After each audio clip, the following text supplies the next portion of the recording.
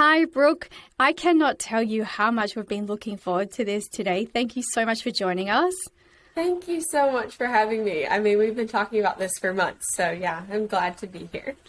Beautiful. Now, your journey to motherhood is a little bit different to some of our mamas in our group. Yeah. But I also know it's going to resonate as well. So it's really, really important. But first of all, we want to start with finding out who was Brooke before becoming a mum. Who was I? Oh, man.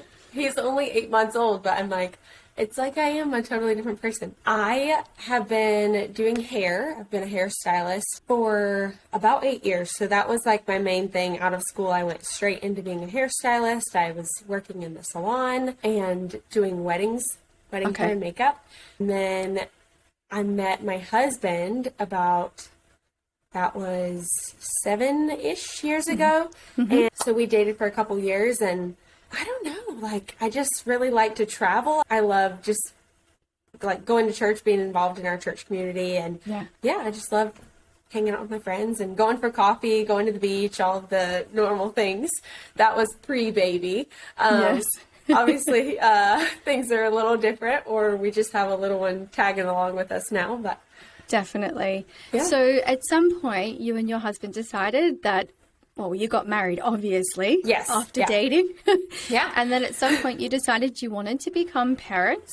And Yes. what was that? What were those discussions like for you? Yeah, so for our story, I have always known that I wouldn't be able to birth children. I just know from a young age, because my parents found out when I had a surgery at a young age, and the doctors just realized, like, hey, this is probably not going to be something she's able to do. And so I've known for as long as I can remember, my parents, they kind of wove adoption into just like children's books. And when we, instead of just like bringing me a doll, it was like, we're adopting a Cabbage Patch Kid, you know?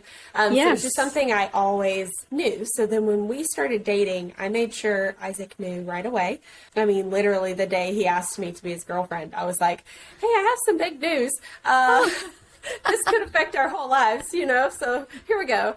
And kind of just dropped that bomb on him. And he was great. He was super understanding and just gracious. And I mean, I think God had just kind of kept his mind open. He was like, I've never really thought about how I would have children. I just assumed I would have children. Yeah, great. How old were you guys at this point, right? Because you still look quite young compared to us. Right. Yeah. At that point, so he's a couple years older than me. He's about 7 years older than me. So he was about 25 when we started dating. I would have been 18 when we started dating. So yeah, definitely young to be having conversations like that. Right. But I was just never one to date just for fun and like, you know, just dating around and stuff. Yeah. And so whenever we were like, okay, we had been talking and hanging out for a while, and it kind of got to the point of like, okay, we're wanting to like start dating and stuff. Like that was definitely, marriage was in the background for me. Of course. And I knew, like, why would I waste my time dating you if you don't know this big thing about me that's literally like a deal breaker, you know? Yeah, that makes sense. Yeah, we talked about it pretty early on. So instead of it being like a lot of people's stories with infertility or adoption or these things are, you know, they get into marriage a couple years, they try to grow their family, and then they find out. Yeah. And so I have a lot of friends that have walked that road too, but our road was a little different because we did know earlier. For us, going into marriage, we kind of knew, well, adoption is going to be on the horizon, but adoption is definitely something you have to pursue. And it's not just going to fall in your lap, typically, you know, there's paperwork, there's actually like seeking out, do you want to do an agency? Do you want to do foster care? Do you want to, like, go the private route and try to find your own, maybe expectant mom, things like that. And so, yeah, there was just a lot of that. And it was actually funny because when we came to Australia, this is like kind of coming full circle, because when we came to Australia, we were there alone, you know, just like hanging out and going all over the country, just the two of us. And we had been married almost 3 years at that point, and we were like, I don't know, I just feel like I caught baby fever on that trip. Like, I'm not kidding. I love babies, but I had never been like, I need a baby. And then it was like, it was that trip. And I don't know what it was, but it did spark it there. Probably just having 3 weeks alone and just, you know, away from life and able to like think. where are we going and what are we doing and, you know, what's life? Yeah. Kind of refresh and reset. And so we came home, and it was just a couple months later we actually announced our adoption journey. So, wow. Yeah. Can I just go back? I just want to commend you both on the level of maturity it would have taken and bravery for you as an 18-year-old young woman to start that conversation with Isaac. Yeah. I mean, I don't know if anyone's ever told you that, but you just gave me goosebumps. For real. Well, I have always been told, what is that saying? It's like, I was born at an old age. An old soul. You know, like old soul, yes, for sure. You've been here before. All of my friends and even Isaac, you know, he's older than me. All of my friends have always just kind of been older than me. So definitely an old soul. And so I appreciate that, though. Like, that's sweet. And for him to take that in and yes, pretty that much was huge. Did you think I know it's probably too hard to know at the time, but looking back, do you think that, or I don't know if you've ever asked him, was it a hurdle for him at all? I mean, it doesn't seem like it was, but I'm pretty sure there would have been a thinking point. Like, oh, okay, all right. Yeah. Yeah, no, we've talked about it a lot in sharing our adoption journey. It's kind of come up a couple times of just like how our story played out. Sure. And he has said, like, truly, it's not that it wasn't a hesitation. It was just like, he says, as soon as he met me, it was one of those, like, he knew there was something different, and he knew really early on, like, I want to marry her, before I even knew. And, like, I mean, I think I was just like, if I'm going to date you, you need to be marryable, you know, like, you need to be, I'm not here could for marry you. Yeah. And so, you know, that's kind of what my thinking was, but he was like, I'm going to marry you. And so, whenever I mentioned it, I mean, I think it just really caused us to, like, get deep quicker and talk about, you know, like, the real stuff. The real stuff. Like, so that helped us, just from the get-go, but I don't think he said that he would have a hesitation. Like, I'm sure he was like, oh, but that's different. He has also said, like, he truly did not process what his family would look like. Like, I remember his brothers, or even, I mean, all my friends, they were all, like, picturing what their lives would look like. Of course. Or, you know, you pictured, like, you're going to have a lot of kids, like, you just assume.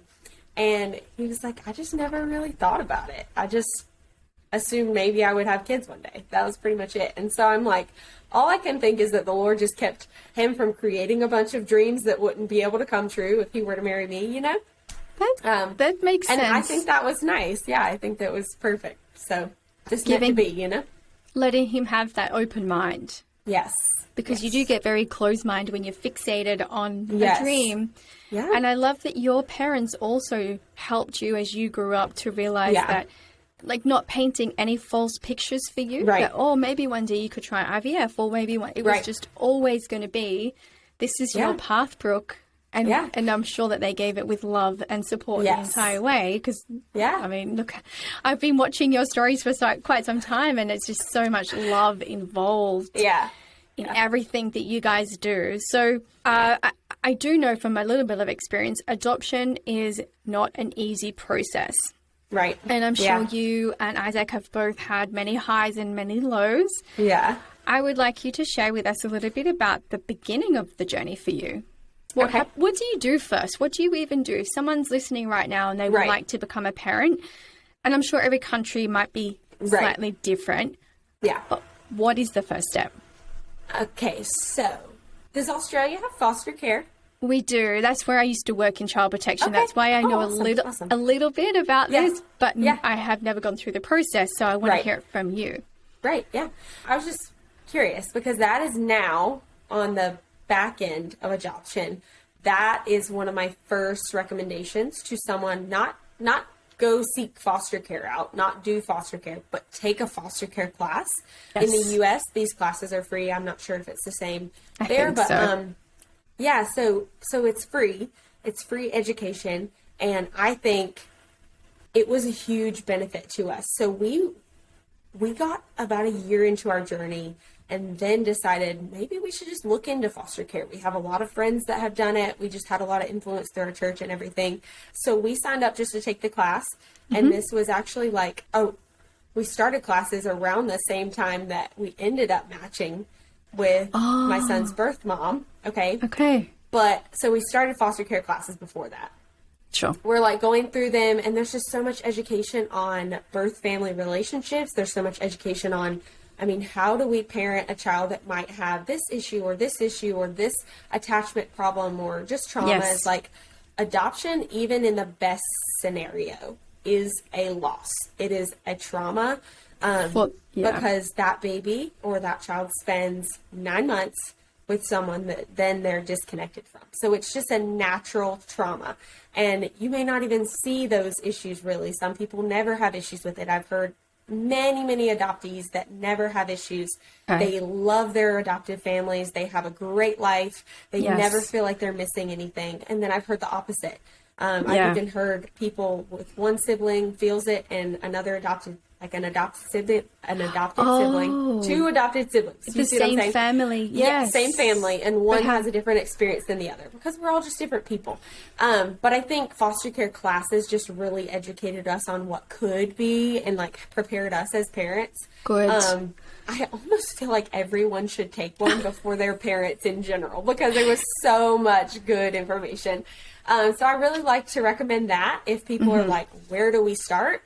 I just feel like it kind of opens your heart to things that maybe you wouldn't think of when it comes to adoption, because I think movies and most people only hear the end result of adoption, and most people won't share the hard parts or like their journey of it.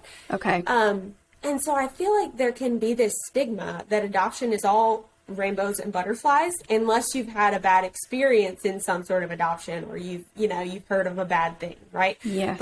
But the general public, I think they feel like it's just all rainbows and butterflies, and family is like that, adoption or not, right? Like no family is all rainbows and butterflies. No, and I think that's part of the when they paint that picture of positivity all the time, and that's all you get, that's not the reality for, like you said, for any of us. Yeah. Ever. Yeah. And I love being happy and I love being bubbly, but deep down I'm a realist. And so when I went into adoption, I had seen two friends that had relatively easy adoption journeys as far as, it's never going to be easy or like, there's a lot involved. Yes. But theirs were relatively quick. There was like no disruptions, as in like once they matched with a birth mom, that birth mom is the one that proceeded. Yes.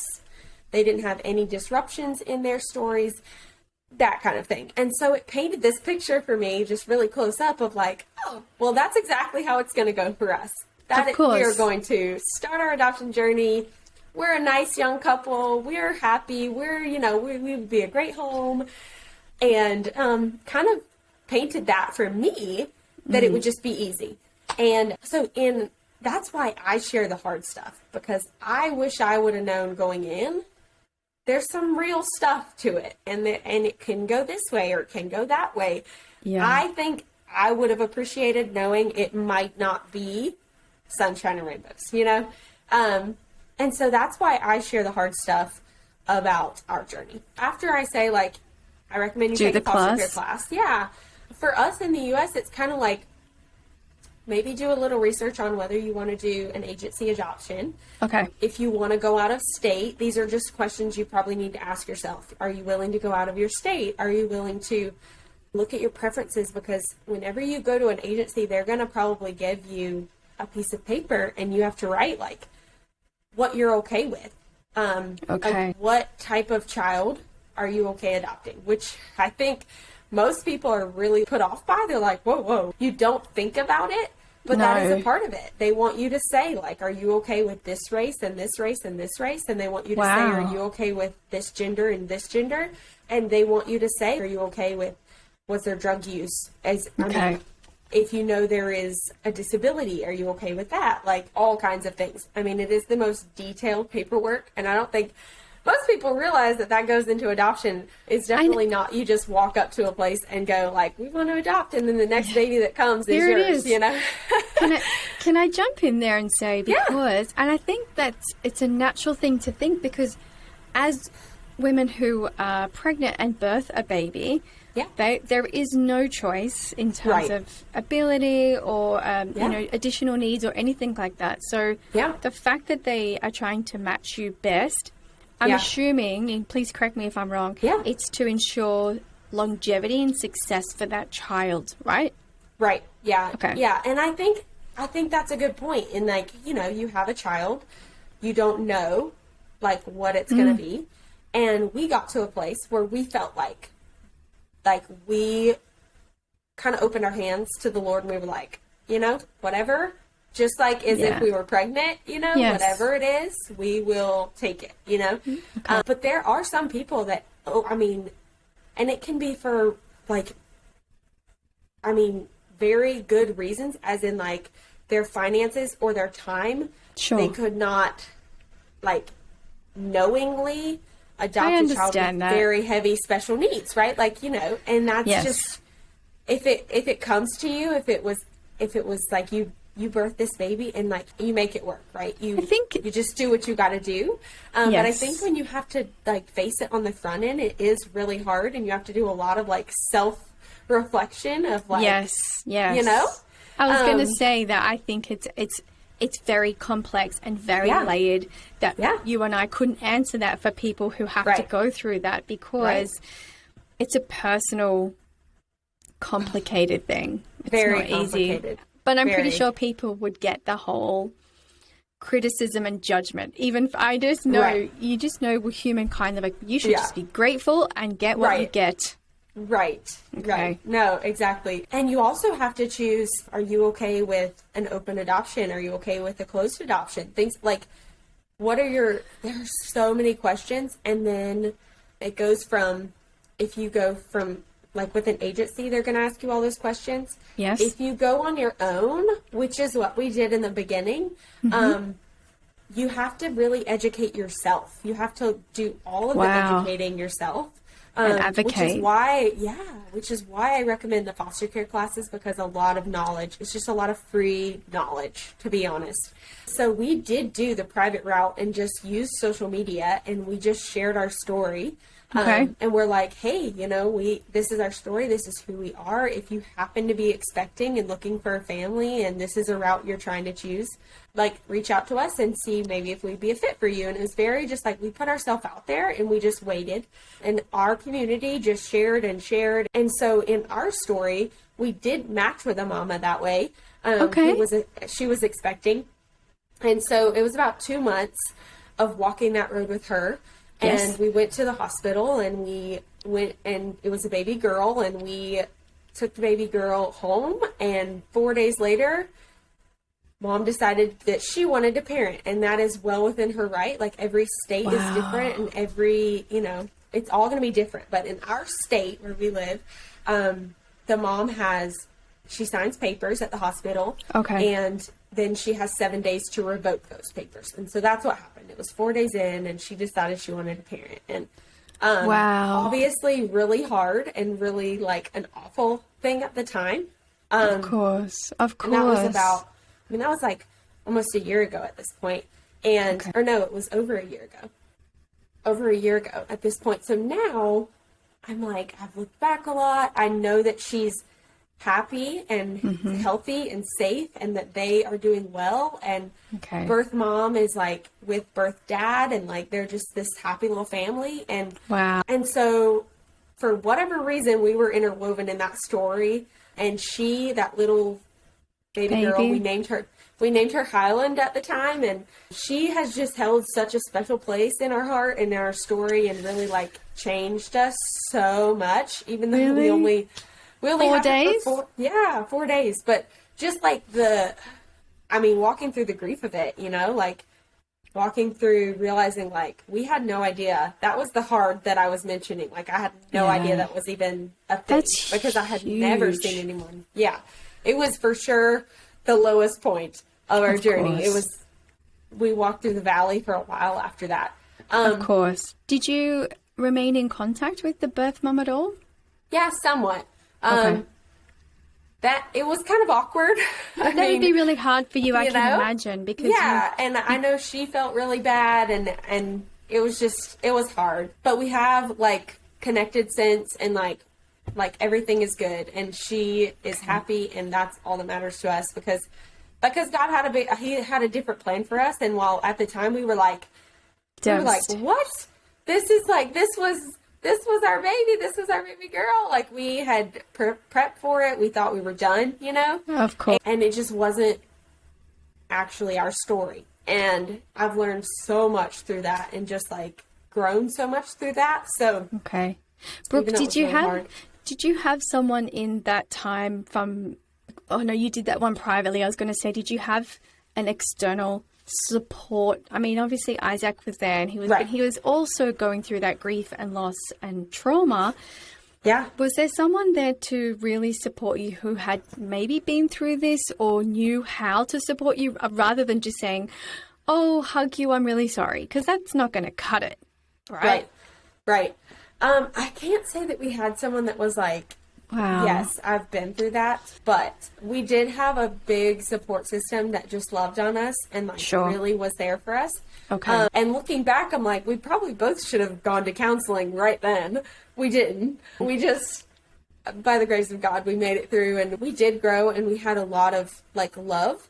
And I will say, through sharing it, because that we did not share up until that point that on social media, we didn't share about matching with that mom. Yeah. And so once it fell through, we did share, and just because like we knew our people are going to know, like this is a huge thing. No secret. We're grieving a huge loss, you know, and it felt like we were grieving like a living person. It was crazy. Of course. I've never experienced anything like it. And so we were like, we're going to share and just ask for prayer. We asked for like people to just understand and hang with us during that time. I mean, people just really showed up in so many ways, but also, I mean, it did connect me to people who had like disruptions. And is that the official term, a disruption to adoption? Is that what is that what it's called? So disruption is just any time a plan is disrupted, right? Like, okay. And then we call that one a failed adoption, because it was like, a lot of people would just still say disruption, but we say that one was a failed adoption because like it failed, right? Like it was, it didn't result in, okay. But yeah, disruption would probably be the general term for all of them. Even if it comes to like mom maybe chooses you and then just decides before baby, or it's been like a day, you know, she could just be like, wait, no, I decided I'm going to parent, anything like that. That would just be a disruption as well. So. And did you have any type of hurdles or rules around sharing the journey, in particular the baby girl, on social media? Is that all part of the rules, I guess, in adoption? Were we not supposed to? Yes. Like, are you allowed to share pictures and things in adoption, or is it different if it's a closed adoption or open adoption? Which I would love for you to explain for us, because I'm the terms I'm not sure. Yeah. So as far as rules, not really. Like, we could have shared, hey, we matched. You know, a lot of times these questions come down to, what is the birth mom okay with? Because in all honesty, she is in a very, like, it needs to be her decision and what she's comfortable with over what the adoptive family is comfortable with in almost all the ways, you know, like, in my opinion, I think we need to like follow her lead, and that's what we've done with every birth mom that we have been in contact with. We have talked to many, especially during our time doing it private and just like connecting with them. And it wouldn't be, you know, some were just a few messages, and some were like, one I actually like talked with, and she was due right after our son. And I was going to take them both, like totally different moms, one through an agency, one through like, I would not say no. If a mom reached out to me today, I would likely not say no. You know, that's just who I am. And so, So we had talked to her. She ended up deciding to parent, but it was a very, like, she just explained that to us. A lot of moms, once they decided that, they just stopped contact and they It's too hard. It's probably too hard, right? Yeah, they probably feel bad or awkward or whatever. It's a weird situation, confused. Right? To, like, confused. And there is a lot of benefit to having, like, an attorney or adoption agency as, like, a middleman, because that's a safer place for them than knowing they're already talking to, you know, an adoptive parent. I get that. And every birth parent is different. Some, I've heard of birth parents that just love the way they did it, connecting on social media. They got to be really close with the adoptive family, get to know them a lot more. They continue to be involved on social media and maybe even in person. Okay. But I think there is beauty in having a middleman, because it gives them, like, a little leeway where they don't have to, like, space. Yeah, they can let their guard down a little bit in front of that person without being like, oh, if I say no, like, that's going to break your heart. And so, you know, I totally get that. And I absolutely support whatever they think is best. You know, I've seen it go both ways. So the difference between an open adoption and a closed adoption. Yeah. So what I was describing could be really open, like, down to the point birth mom lives close to them, is involved in a lot of, comes to extracurricular activities, or talks to adoptive parents often. The adoptee never knows life without them. They're just around, and they're just maybe like the fun aunt kind of thing. I know many situations like that. It can also go to the opposite end of the spectrum, where closed adoption would be like no contact, even to the point of, I think we're getting a little better about this, but I think 20, 30 years ago, it was like a closed adoption, they're going to shred every file and you will never be able to find them. And you will never, you know, like, you'll never even get birth traces. Records. Yeah. No way to find them, and no way to find anything about your birth, your history, like your even medical history. Your DNA. Like that. You just lose everything. Okay. And I think it is changing for the better in that way. The community needs a lot of reform in just... and just the way things are done. It just needs a lot of change, but I think it's changing. I can feel that it's changing from 30 years ago, where that was the only option. Closed adoption was the only thing. Now, I feel like it's rare to see a closed adoption. Okay. And if it is, it's because birth mom chooses it, typically. So our adoption is, I mean, it's semi-open. It is open on our end, and our birth family, they can be as involved as they're comfortable with, and we would love for them. They're already talking about coming for Ev's first birthday, and, like, we live states apart. And so they watch from social media, and they can be as involved or connected as they want there. And that's what it's like for us. My curious mind has about 50 questions just going so fast. I know I say, like, one thing and you're like, wait, I have a question about that. Wait, I have a question. And thank you, because it's so inspiring and educational at the same time. And because we don't hear these stories the way you were sharing. Right. I guess my question would be, as you and Isaac went into adoption, did you ever consider that you were adopting a baby or a child and a family, and potentially an extended family? That's a great question. The second part to that question is, what happens if you guys are not even on the same ethos in terms of values and family belief systems? So that would make it like a really awkward aunt. Yeah, no, I totally hear you. Okay, so the cool thing is, at the end of the day, birth mom chooses who parents her child. Okay. And I think that is something that gets so lost in there are, like, droves of communities who are like anti-adoption. They think that adoptive couples are stealing babies, like all kinds of craziness. Okay. Like, you're just taking, and there are scenarios where maybe that was the case. But I would say, for the most part, the people I know, in your circle, chose that family specifically, thought long and hard, and had a like, absolutely, like, I can't even explain the scenario or the situation they were in, right? Like, just such a huge decision, and they chose that family. And so it honestly, like, it just makes me so angry whenever I hear people, like, talking like that. Yes. Because it discounts their decision. And the thought and love that went into, like, I know that I cannot parent right now, or I'm not in a good place, or I wouldn't be best for this child. And out of love, I am choosing these specific people because I think they have A, B, C, D, E. Yeah. That they can give them, right? To give the most, to give the best to the child. Okay. And so what you're saying is, I don't think many times, like, they would choose a family who didn't line up with what they agree with, right? Like, you're going to see. Yeah, that makes sense. Yeah, whether you use social media, you can look around, and, I mean, there's a lot of families that use social media, or you're in an agency, you're going to get, like, booklets of people. They're going to show you many people, right? And if you're like, no, these aren't them, you're like, none of these are them, then they would likely give you more. Okay. So with our birth mom, she saw 7 people. They would have given her more, but they don't like to overwhelm them. So they saw 7 booklets, and, like, she said that we were the most like her family, and we would give Ev, our son, the life closest to what they would give them. And it's been so cool to kind of see that come to life, because that was just a simple, like, at the time when we heard that, it was like, she chose us and this is why.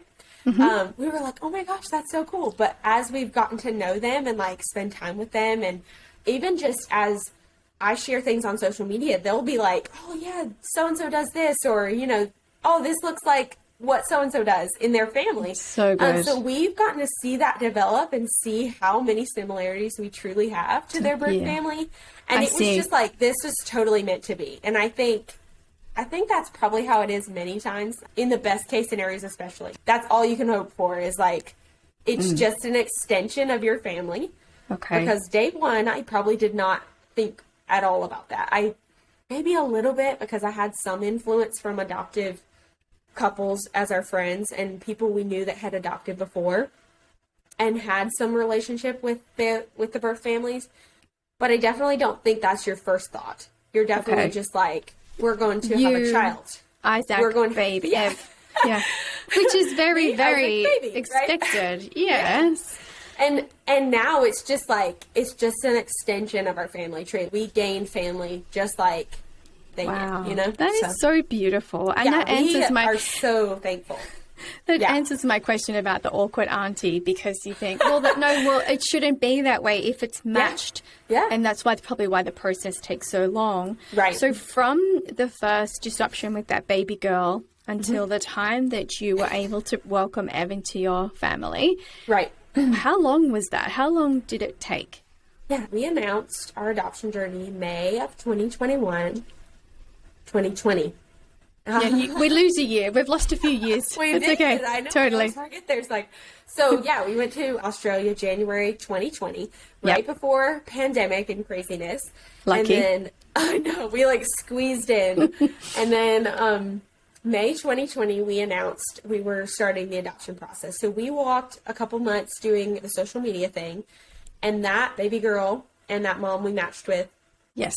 She was born September 2021. No. Okay. 2020. I got you. It's like my mind's like, just forget that year. We're just going to forget it. Absolutely. So 2020, yeah. So then we actually had a couple other disruptions. Nothing as heavy as bringing a baby home, but matching with a mom, and then she decided to parent or decided a different route, something like that. We had, I want to say, 2 that were memorable. We saw many cases. We ended up using a consultant. And so they kind of connect with agencies all over the U.S. and you'll see cases of expectant moms just from all over the U.S. at different agencies or attorneys and stuff like that. And we love them. They were such a just blessing to us. And so we signed with them November 2020, and we walked with them until June 2021. Yes. It's actually my husband's birthday, and we were at dinner, and it was wild. We had a conversation, and we just, like, totally, like I said, opened our hands. We have been, like, kind of holding tight and wanting it to go our way, and just, like, come on, trying to take the reins. Yes. And our way just wasn't working. So we, like, totally gave it to the Lord, and it was that night that we got an email, and it was Ev's birth mom. A match. And it had a little bit of information. It had her picture on there, and the consultant was like, you guys need to apply to this one. She just had a feeling. And so we did. We also felt like totally good about it. And then it was about a week later, she chose us. We got a FaceTime call from our consultant saying that we had been chosen. Then we moved forward and kind of like email contact and, just talking here and there with the birth family. Okay. And it was 2 months later, so August 2021, Ev was born. And so we got a text. We had done a like FaceTime with them and stuff and kind of like, okay, what are we going to do when it comes? And they were like, we'll just text you whenever she's in labor.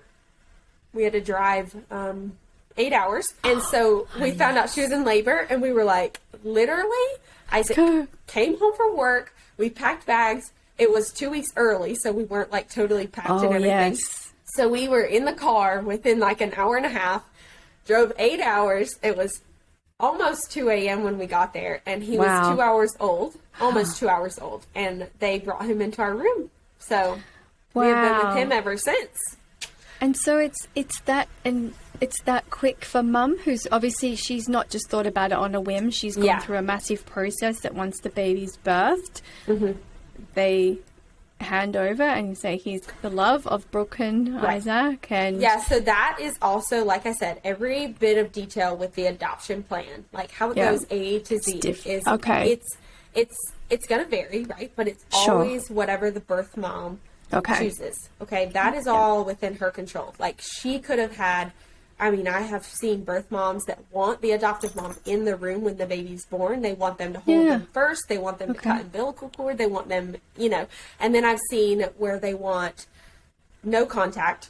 They don't want to see the adoptive family at the hospital. They want to have or they want to have the baby in the room through the night, and they choose all of that. Okay. And so in our situation, she wanted him to go straight to us. They had about 2 hours and they spent with him in the room. So his birth grandma got to love on him too. And then she actually carried him into us, birth grandma. Okay. And birth mom was, it was 2 a.m. and labor. Ready to sleep. So she was sleeping. Yeah, she was trying to get some rest. And so birth grandma brought him into us and we basically stared at him all night. I bet you stared at him for every single night since. Yes, right? Absolutely. He is amazing. Do the adoptive parents get to choose the name, or does the birth mom, or is that decided again from the birth moms? So birth mom can choose the name on the adoption, the birth certificate. She can write it on there.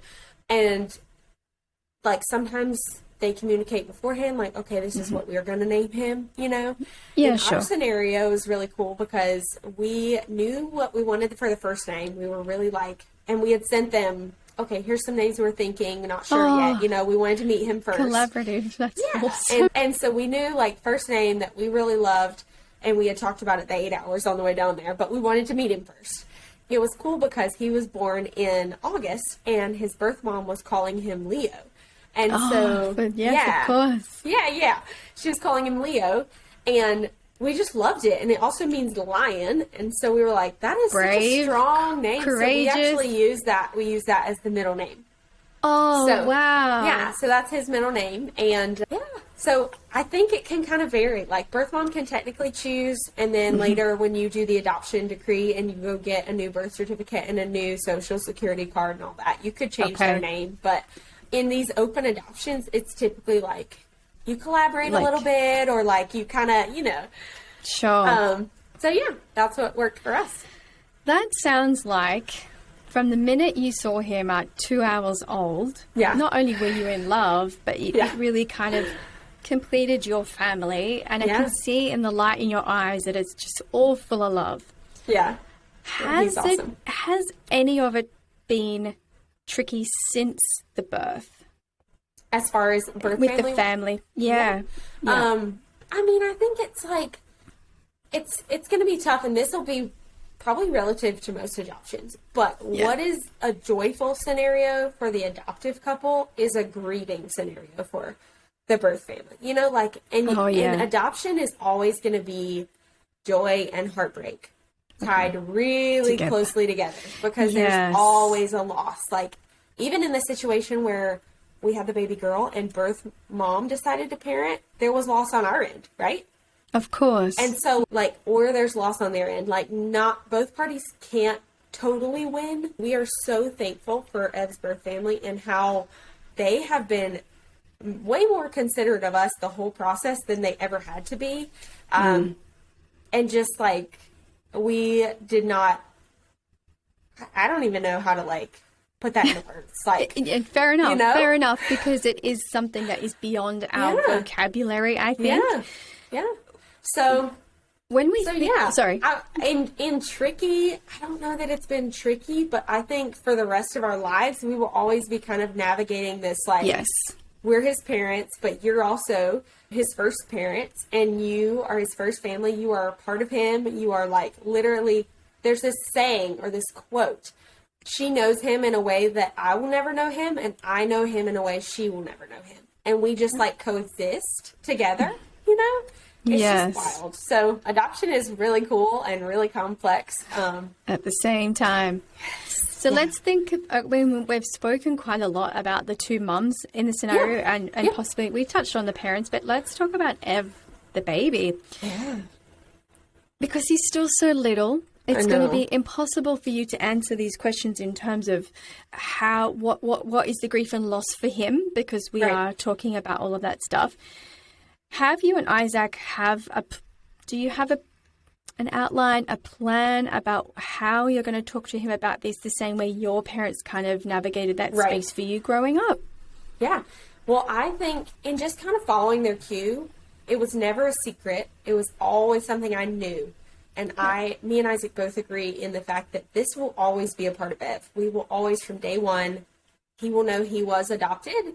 I say was because the adoption of language is like a whole different, it's like a whole different language. But saying he was adopted, it's because he was adopted. It was an action, right? But to call him adopted is a label, right? And like he is our son, and he is just so many other things other than like an adopted kid, you know?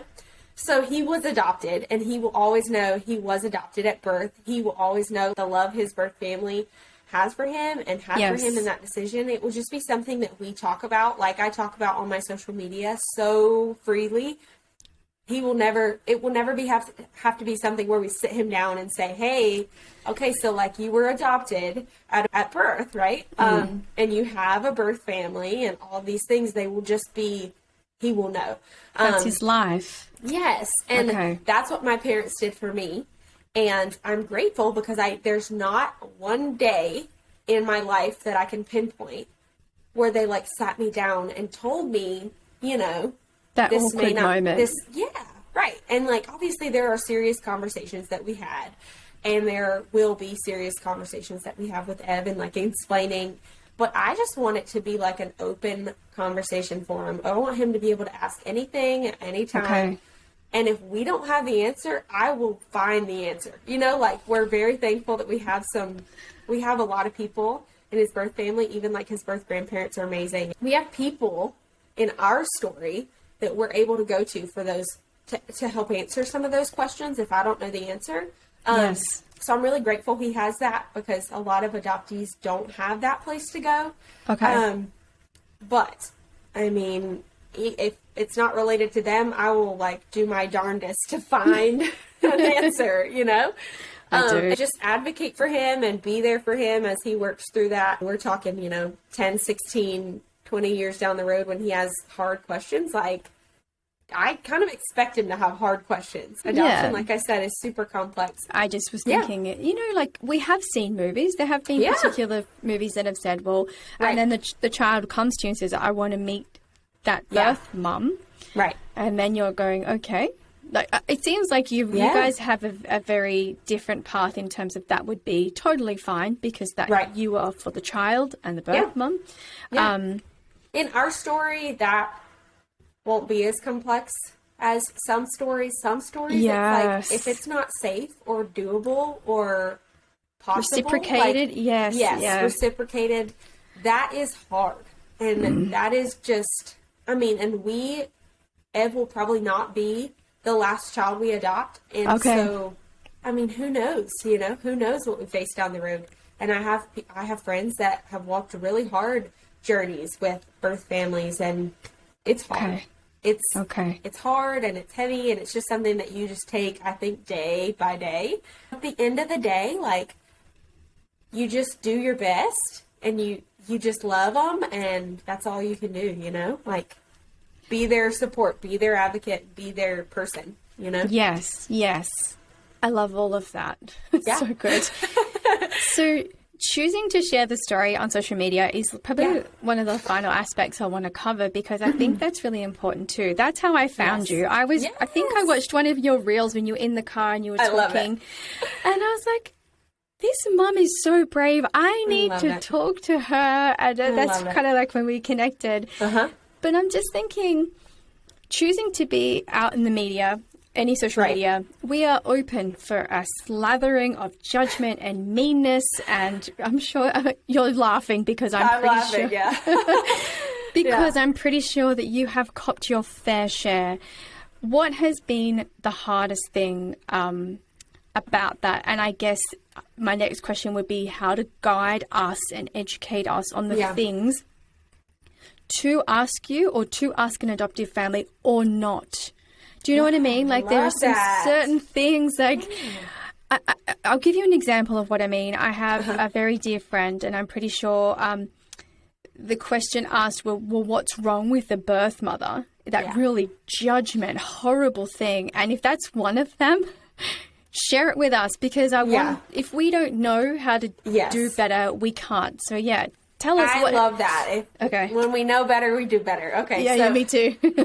So with social media, like you said, you open yourself up to just like people, everything, that are complete strangers who have, you know, all different ways of life and all different thoughts and opinions, and they're able to comment on your life in a 2-second, you know, message from behind a screen. So people say crazy things, or also they're just really curious. And I think adoption makes people very curious, and curiosity is not wrong, but I think people need to examine their hearts and like, why are you curious? Because I've heard questions where, like, our conversation, you're curious, but this is so good and engaging, and your heart is in a good place, right? Yes. When there is curiosity, and really just people are like, well, was the birth mom on drugs? Is he a drug baby? I mean, I've heard the craziest things, and it's like, your heart is not in the right place.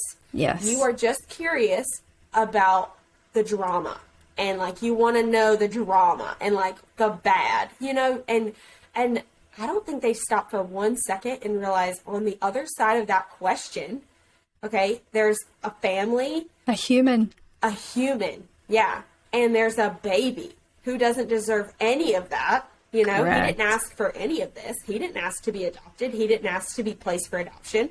He didn't ask for any of it. But it's just sometimes this is where we are. Life is hard. Situations are hard. And people made decisions. And he, at the end of the day, is the one that we're all trying to protect, you know? So, so my husband is speaking by. Bring him in. I want to say hi. She said she wants to say hi to you.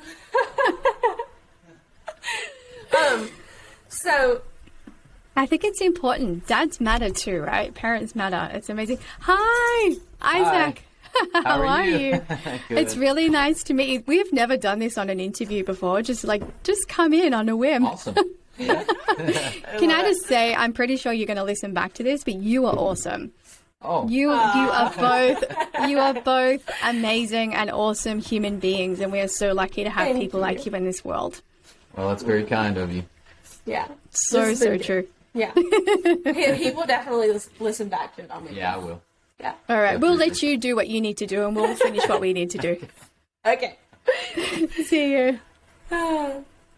Okay, no, you're good. Go ahead. What were you saying? Yeah, that's what I would love for you to pick up on, is just that.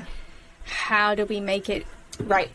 You know. So I think, I mean, I've had people ask every type of question, but it always comes down to what is their intention, you know, what is their heart? And that is what, if you are like just trying to learn so that you can be better. And I've had people even say like, how do I talk about this? Or what do I say? Okay. You know, am I saying that right? And with my own kids, like, I'm thinking once Ev goes to school, and if he was in the same kindy as my child, I would want to educate my daughter to know. I don't even know if right and wrong is the right thing, but yeah, like just the way to approach it that's not weird. Yes. And I think it always comes down to the intention, because if you're trying to learn, I am the first one to line up to teach and like, share and tell you everything, because that is like my goal. I just want to help people that are willing to learn. I had a girl comment this week on one of my posts where I just shared, I shared some stuff about adoption, and she was just like, you opening up has taught me, like, adoption is not so cut and dry, and it's not always me just thinking, oh, she just gave up her baby. And like, that is my number one goal in talking about adoption, is just that people realize it is not cut and dry. It is not always a mom was on drugs and she just gave up her baby because she did not care. You know, like that is the picture that people paint, you know? And I'm like, oh, look at me. I can't wait to. I know. Do you know what I think when someone asks that? Because that's what's portrayed in the movies. My answer to that is, so freaking what? So what if a woman has been addicted to drugs for whatever reason, decided that this baby had better care somewhere else? So what if she was? Who cares? Like, what does that mean for the story? Nothing. All it does is allow you to judge on them. And shame on you. Shame on you. I love it. And you are preaching. I love it. And almost justifies adoption in general, which puts that stigma right back on it, that it's not a good thing. You are showing us that adoption can be an amazing thing and shouldn't have that stigma of, well, something must have gone wrong. Yes.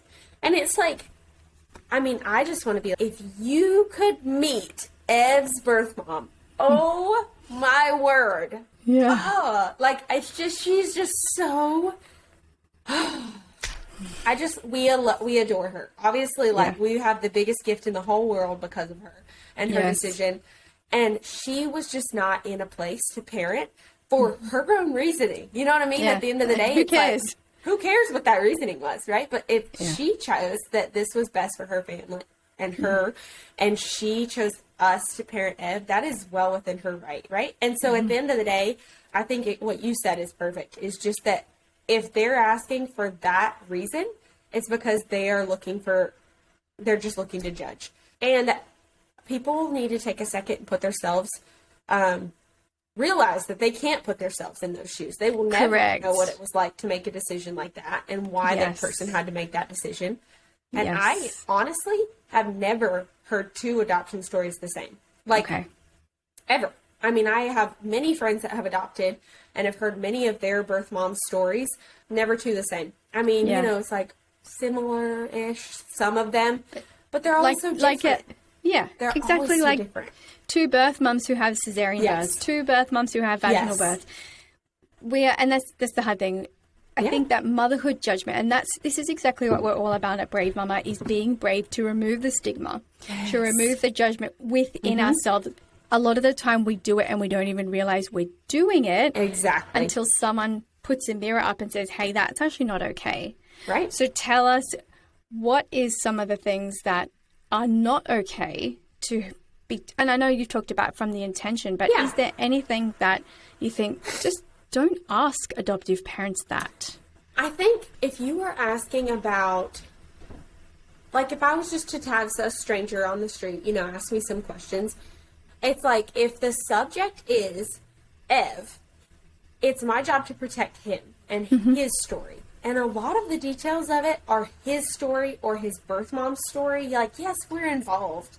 But if it was like, if it's their thing to tell, then it's just not my place. And a lot of times I'll be like, that's his story and he gets to decide if he wants to share that when he's older, you know? Sure. And that's like, and a lot of that would be like the reasoning behind it, or, you know, just the situation, or, I mean, probably some of it is things that maybe his birth mom hasn't even processed or grieved yet. So why am I in a place to share it? You know, why am I in a place to share where she was at.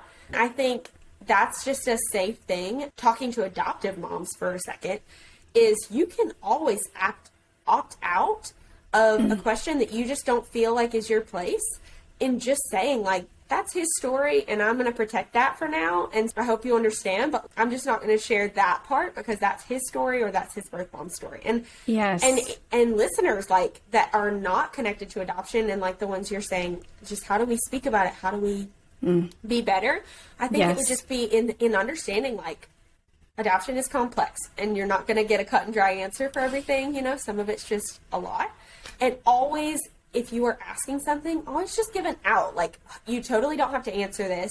Or, you know, like if that's too complicated, if that's too deep, or if that's too personal, I totally understand. I feel like that just, you know, it's like, it just eliminates the elephant in the room of like, they feel like, I have to answer, you know? Because like, it takes a little minute to grow your backbone enough to be like, of course. No, I'm not going to answer that. You know, a lot of people are conditioned to like, when someone asks you a question, you just have to answer it, even though if you don't really want to and you feel awkward, you know? All the time. Yeah. And so give an adopted family an out, but like always let them know, like, I'm just trying to learn. I just want to learn so I can be better. If it's anything having to do with your questioning. Like, I think if you say that, it will just let their walls down and they will be like, you know what?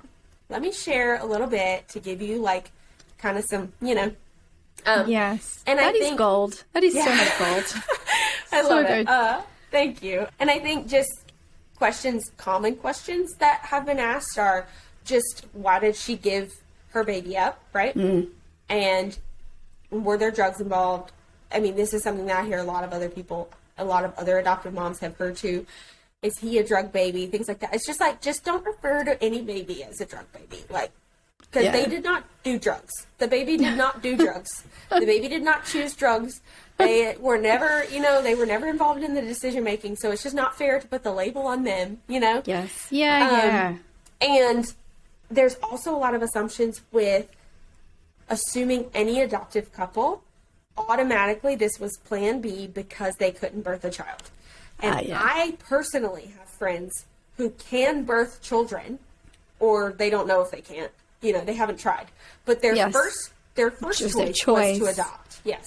And so I think just being a little bit more open-minded instead of just making these assumptions, like you said, the whole stigma thing, just breaking down the stigmas.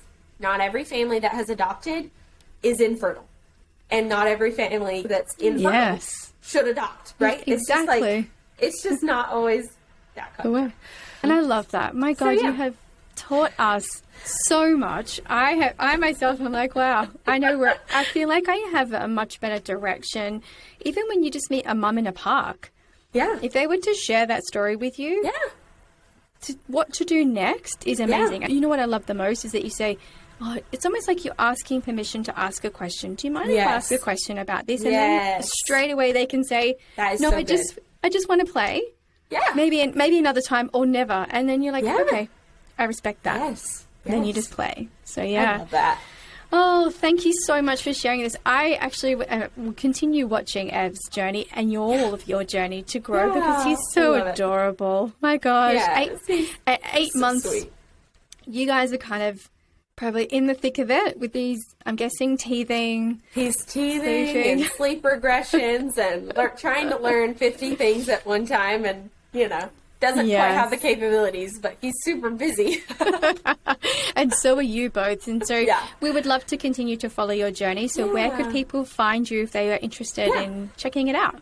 Yeah, so I typically spend most of my time on my Instagram page. So that is at Hello Brooklyn, BROOKLYNN. And that is just a nickname. My name is actually just Brooke, but Hello Brooklyn on Instagram. And I love sharing him and his pictures, and I honestly think most of my followers just come there to see little bits of Ev in their day. So I'm like, that's fine by me. That's what I would come for too. Beautiful. Next time you are heading towards Australia and Sydney, we absolutely have to meet. I want to meet you both and this beautiful boy, and maybe even one day another addition to your family. Who knows? Yeah. Well, I'm so glad we connected. Thank you so much for having me on here. Beautiful. Thank you.